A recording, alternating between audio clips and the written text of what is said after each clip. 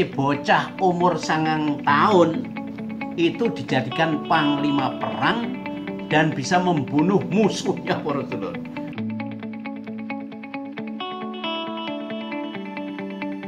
Assalamualaikum warahmatullahi wabarakatuh. Alhamdulillahirabbil alamin. Muga-muga Gusti Allah paring manfaat, paring barokah. Amin. Ketemu maning, apa kabar? Ketemu maning karo Mbah Inyong, dulur-dulur penginyongan. Nah, itu nggih. Ini putu-putu, anak-anak, murid-murid. Nah, mudah-mudahan semua kabarnya kabar baik, kabar barokah. Untuk kesempatan kali ini Mbah Inyong mau dongeng lagi.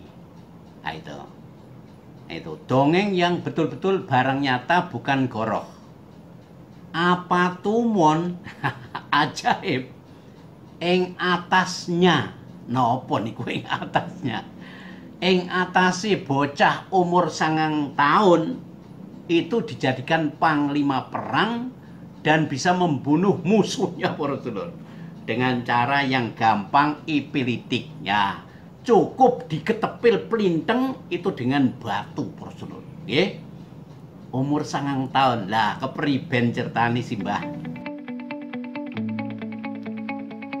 Niki ceritani ngoten, nggih. Dulu itu di daerah sono, di daerah Israel sana, daerah Palestina sana, nggih, ada dua kerajaan yang bermusuhan, yaitu kerajaan miliknya Raja Tolut itu, dan satunya lagi milik kerajaannya Raja Jalut. Nah, Tolut itu orang iman, Jalut itu orang kafir. Entah karena sengketa apa, terjadilah akhirnya ada depan perang tanding, ya itu perang tanding. Pasukannya orang iman yang dipimpin oleh Raja Tolut itu hanya sekitar, ya nggak banyak lah, nggak sampai ada 1000 barangkali, 1000-an atau sampai 5000-an lah katanya. Tapi Raja Jalut membawa pasukan besar, itu 80.000 pasukan. Jadi sudah nggak ini ya, secara kenyataannya sebetulnya sudah tidak seimbang. Lah konon harus melewati sebuah sungai. Lah saat itulah orang-orang iman di bawah pimpinan Raja Tolut itu dinasihati, nanti kalau sampai ketemu dengan sungai, jangan sampai pasukan minum di situ. Diwanti-wanti, apes janggane, kalau sampai minum nanti apes janggane, akan mendapat musibah. Lah orang berjalan betul-betul sudah kehausan, nyebrang kali. Lah nggak taunya saking hausnya atau bagaimana, pasukannya sebagian besar itu minum semua, berdua. Padahal dibolehkan hanya sak caukan saja. Lah yang taat itu jumlahnya 313. Niku mulane angka 313 itu banyak yang menjadikan angka istimewa. 313 itu termasuk pasukannya Raja Tolut. Nggak lama dari setelah minum, ya pasukannya semua pingsan. Kecuali yang tidak pingsan hanya 313. Ya, 313. Lah, di dalam pasukan itu ikut serta Daud yang waktu itu masih sangat kecil, umur 9 tahun, bertelur. Belum jadi nabi. Belum jadi nabi. Lah, setelah ada padepokan antara pasukannya Raja Jalut yang sangat besar, 80.000, akan berhadapan dengan pasukannya Raja Tolut yang hanya 313. Ya, termasuk di dalamnya adalah pemuda yang namanya Daud. Nah, ternyata Allah memberikan pertolongan.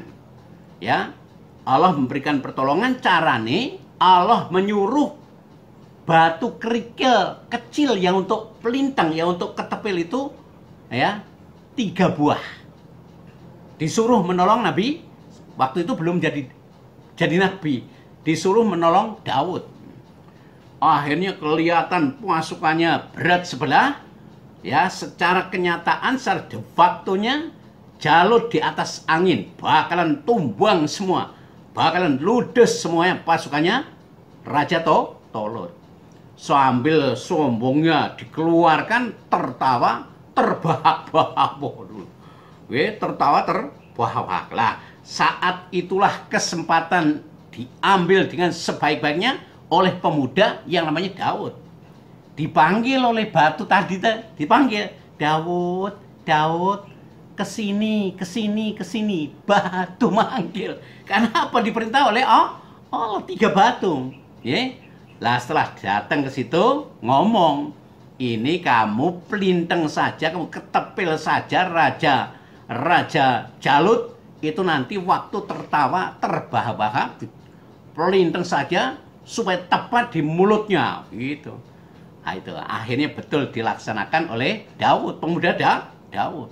Saat Raja Jalut lagi bersenang-senang di atas angin bakalan menang dalam peperangan, tertawa terbahak-bahak, lengah.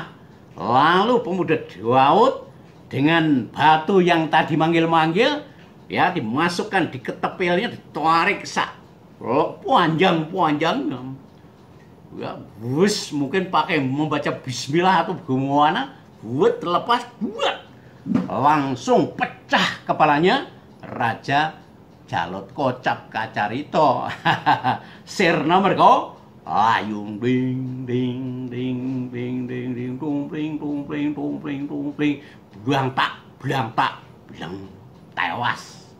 Raja Jalut tewas. Nah, oleh Allah ya Nabi Daud kemudian diangkat menjadi panglima perangnya. Lah ngoten, dalam peperangan itu akhirnya Nabi Daud dijadikan panglima perang yang saat itu beliau baru umur 9 tahun. Luar biasa, umur 9 tahun sudah menjadi panglima perang. Lah konon setelah ya Raja Tolut itu usianya habis, beliau meninggal, akhirnya kerajaan dipegang ya, diberikan oleh Allah kepada Nabi Daud.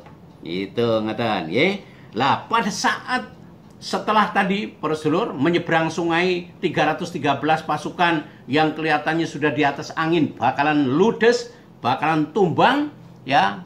Nah, orang-orang itu berdoa. Jadi doanya itu ada di dalam surat Al-Baqarah 250. Rabbana afrik alana sobro fathabit aqdamana fansurna alal qaumil kafirin. Itu doanya.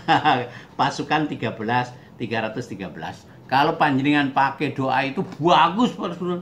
Robbana ya Allah afrik, semoga menuangkan engkau Allah alaina atas kami sobron, kesabaran, wasabit, dan tetapkan akdamana pada tapak kaki kami supaya kami mantap, wansurna, dan tolonglah kami alal kaumil kafirin, mengalahkan atas orang-orang kafir.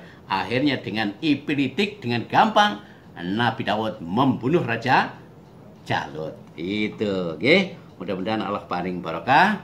Cerita berikutnya masih ada para sedulur. Ikut terus, ya. Ikut terus dongengnya Mbah Inyong, Mbah Ibrahim. Amal soleh diketelarkan, ya. Diramaikan YouTube saya. Ya, murid-murid diniati amal soleh, ya. Warga Penginyongan kabeh kompak ya, dukung Pak Ibrahim, orang Penginyongan. Muga-muga barokah.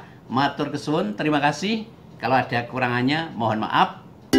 Iwak sepat di sayur santen kata lepat nuwun ngapunten. Matur kesuwun. Alhamdulillahi jazakumullahu khairan. Assalamualaikum warahmatullahi wabarakatuh.